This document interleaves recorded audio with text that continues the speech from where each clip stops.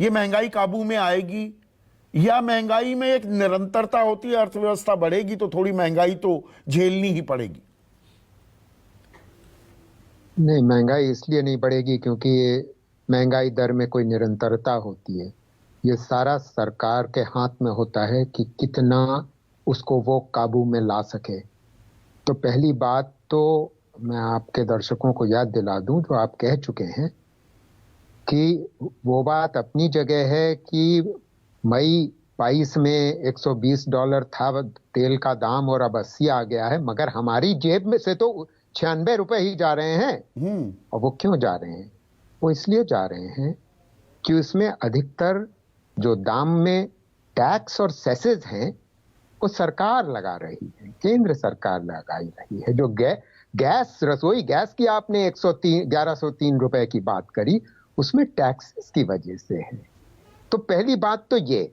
दूसरी बात ये कि हमारे महान गवर्नर दास साहब, मुझे लगता है कि ये जो स्पीच उन्होंने दी है वो शायद 10-15 रोज पहले लिखी गई होगी, क्योंकि ये साफ जाहिर हो गया है कि गवर्नर दास, हमारा जो अभी अंतर्राष्ट्रीय सिलिकॉन वैली बैंक कोलैप्स किया है, सिग्नेचर बैंक कोलैप्स किया है, क्रेडिट स्विस और यूबीएस जो दो सबसे बड़े बैंक्स हैं स्विट्जरलैंड के, उनमें मर्जर की बात चल रही है। और ये साफ जाहिर हो गया है कि सारे अंतर्राष्ट्रीय जो प्रवक्ता हैं वो ये इकोनॉमिस्ट हैं, वो बता रहे हैं कि रिसेशन की संभावना और बढ़ी है।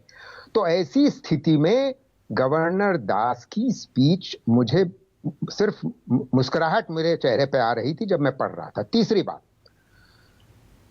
गवर्नर दास लगता है इस बात को भूल गए और एक बार भी चर्चा नहीं करते हैं कि यूक्रेन वॉर आज भी जारी है और यह संभावना है कि हम स्टेलमेट में हैं रूस और यूक्रेन के बीच में, और ये वेस्ट और चाइना वर्सेस रशिया का एक स्टेलमेट चलेगा। ये वॉर कम से कम 1 साल और चलेगी। तो ऑयल गिरने वाला नहीं है। ठीक है, भारत ने रूस से खरीदना शुरू किया, मगर अगर हमें मालूम है कि 96 रुपए से कि 80 डॉलर की रेट से कम नहीं होने वाला, तो क्या हम फिर भी 96 रुपए देते जाएंगे? क्योंकि ये स्टेलमेट नहीं जा रहा है।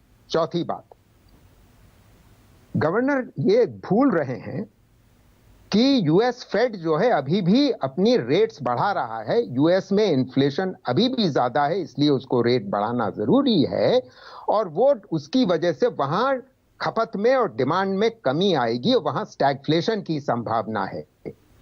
और क्योंकि वो रेट बढ़ा रहा है तो डॉलर फ्लो आउट करेगा हमारे देश से, रुपी और ड्रॉप करेगा और इन्फ्लेशन और बढ़ेगा। प्रोफेसर संतोष मेहरोत्रा, आप दरअसल, वो मेरे मन में लड्डू फूटा था, महंगाई का बुरा दौर चला गया है, अब यहां पर तनाव थोड़ा सा आप बढ़ा रहे हैं क्या? सिर्फ महंगाई की बात नहीं, आप कह रहे हैं महंगाई तो रहेगी जारी, मंदी की मार भी, जिससे हम उबरने का दावा कर रहे हैं, मंदी और महंगाई, अब ये साथ साथ कदम ताल करेंगे क्या?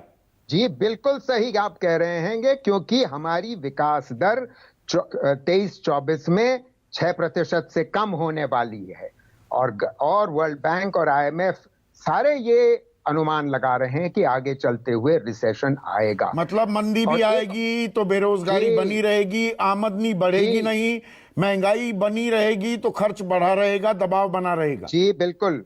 आखिरी बात, जो यूपीए की इन्फ्लेशन रेट की बड़ी बात हो रही थी अभी, मैं आपको याद दिला दूं कि एक अंतर्राष्ट्रीय आपदा 2008 के बाद यूपीए ने भी झेली थी, मगर उसमें जो इन्फ्लेशन रेट चल रही थी उसके बावजूद, क्योंकि नौकरियां तेजी से बढ़ रही थी, तो रियल वेजेस बढ़ रही थी। रियल वेजेस का क्या मतलब है कि इन्फ्लेशन को बिना नजरअंदाज किए इन्फ्लेशन से की रेट से ऊपर वेजेस बढ़ रही थी, रियल वेजेस बढ़ रही थी।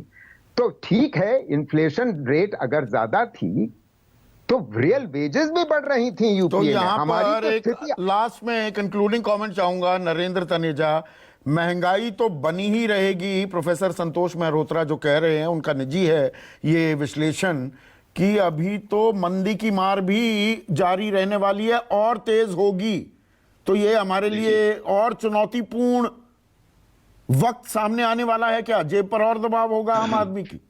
संदीप जी, हर एक के अपने विचार होते हैं। जब से हमारी सरकार सत्ता में आए प्रोफेसर मेहरोत्रा ने को तो सब कुछ ही अंधेरा ही नजर आता है। उनको छोड़ दीजिए, उनको मैं नहीं, आप अपने इनके पुरानी 10 भविष्यवाणी निकाल लीजिए, 20 गलत हो चुकी हैं उसमें से, तो उसको छोड़िए आप।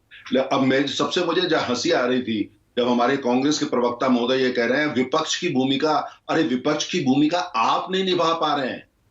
आपके नेता ऐसा बयान दे देते हैं पूरा देश कंफ्यूज हो जाता है, ये क्या बोल रहे हैं। तो इसलिए उसके लिए अब हम तो आकर के आपको नहीं ट्यूटर मंदी की करेंगे ना। आहट और तेजी से सुनाई अच्छा, दे रही है क्या? आप एक- इंटरनेशनल इकोनॉमी को भी ट्रैक करते हैं? अगर आप देखिए कि जितनी भी दुनिया में तमाम अर्थव्यवस्थाएं हैं, उनमें बड़ी इकोनॉमीज के अंदर भारत के बारे में शायद ही कोई ऐसा अर्थशास्त्री होगा जिसको बीजेपी तकलीफ है, उनको छोड़ दीजिए, जो ये कह रहा हो कि भारत जो है वो वहां प्रगति नहीं होगी और भारतीय अर्थव्यवस्था आने वाले समय में और अंतर्राष्ट्रीय बाजार में मंदी आएगी, भारत अछूता कैसे रह जाएगा? कह रही है, पूरी दुनिया ये कह रही है। अच्छा, साथ में ये बात है, देखिए जहां तक रिसेशन की बात है, अमेरिका में कहा गया था deep recession, global deep recession. आज अगर तेल जो है उसको कंट्रोल रखा जाता है और तेल $80 के आसपास ही रहता है, जो मुझे ऐसा लगता है कम से कम आने वाले 7-8 महीने रहेगा, तो ग्लोबल इकोनॉमी और तेजी से रिकवर करेगी। तो आप यूक्रेन युद्ध का रिकवरी क्या को होगा? लेकर आशान्वित हैं और ये $80 72 पे आ गया है, तो हमें राहत मिलेगी कि नहीं? 10 सेकंड में प्लीज नरेंद्र भाई। देखिए, तेल हमको राहत मिलेगी, जरूरी नहीं है पेट्रोल डीजल की शक्ल में मिले, तमाम और शक्ल में मिलेगी, तमाम लोगों को और मदद मिलेगी, शक्ल में इंफ्रास्ट्रक्चर वो- बनेगी, आम आदमी को उसका जबरदस्त लाभ मिल रहा है और मिलेगा। आम आदमी को लाभ मिल रहा है,